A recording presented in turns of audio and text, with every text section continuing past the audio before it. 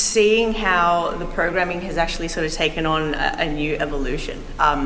I think because we've had to implement a lot more odd object stuff and a lot of movement variations that we wouldn't really see, I suppose, in what people would perceive to be the more conventional CrossFit movements.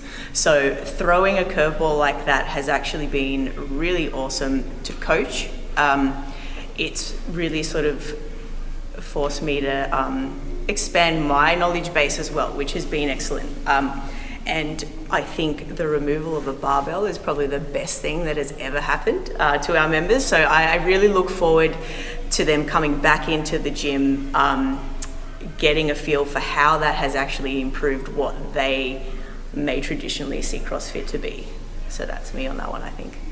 I have learned that I am far more comfortable in front of a room of people. It is awkward coaching to a screen, but from a coaching perspective, I know that I like to explain things with visual and tactile cues. So having to triage people and triage their movements and having to give them the most actionable cue that I can in one word has probably been the most challenging thing. However, I think it's been the one thing that will help me improve my coaching when we eventually come back into the gym.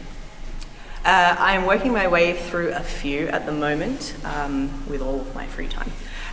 So I have dived into the Michael Jordan documentary a little bit, love David Attenborough. However, the movie that I would recommend is Eddie the Eagle. So it is a biopic about Michael Edwards. So he became an Olympic ski jumper in 1988, and he was the first guy to do that, I think, since like the late 1920s.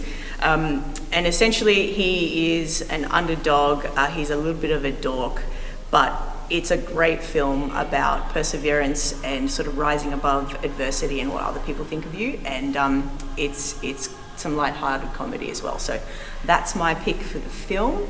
Currently working my way through book 5 of 7 of the Harry Potter series.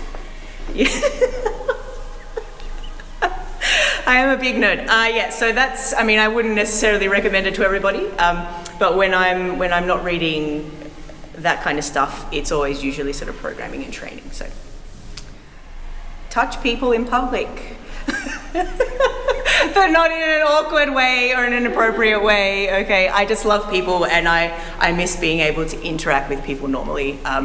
Going out for breakfast, going to the movies, just all of the non-essential things that actually become quite an essential part of your life. I think that's what I miss the most.